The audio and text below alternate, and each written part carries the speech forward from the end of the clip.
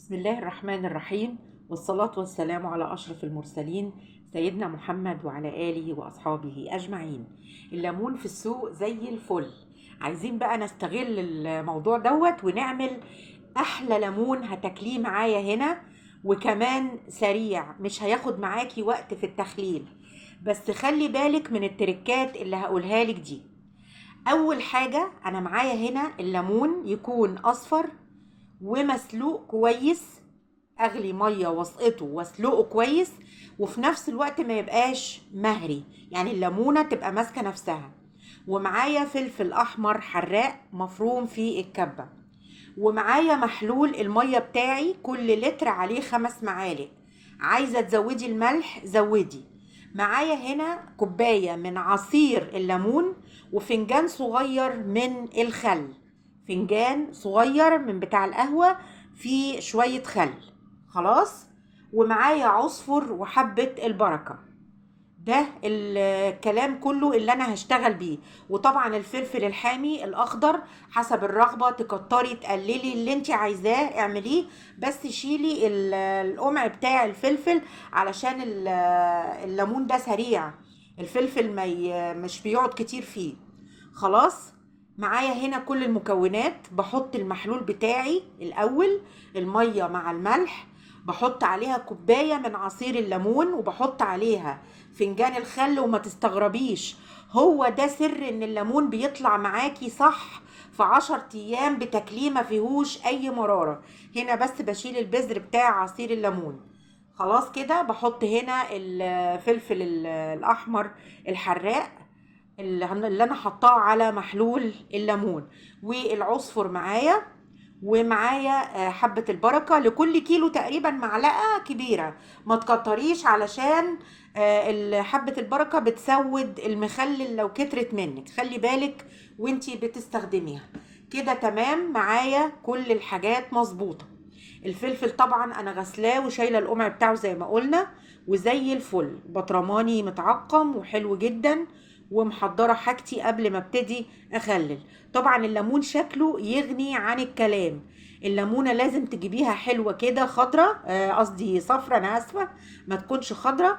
وتتسلق مده كويسه، يعني بتتحط على النار حوالي نص ساعه عشان توصل معاكي للمرحله السوا دي، متماسكه وفي نفس الوقت مستويه.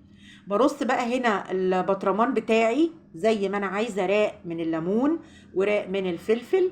واهم حاجه واهم تركه في الموضوع كله، ان المخلل لما بتعمليه ما ينفعش يكون البطرمان مهوي. المحلول والليمون فيه بيعوم كده، لا. انا عايزاكي تكبسي الليمون، تكبسيه، تخلي البطرمان مليان كويس. ولذلك انا حطيت الليمون قبل المحلول، يعني ما حطيتش المحلول الاول وبعدين الليمون.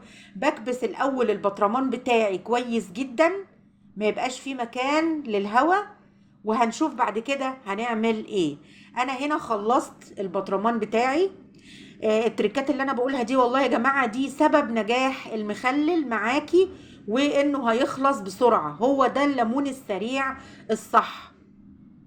مع احترامي لأي طريقة، أنا ديت طريقتي اللي أنا بعتمدها طول عمري في منتهى الجمال. خلاص كده. بقلب بقى المحلول اللي موجود عندي، اللي حطيت عليه كل حاجة.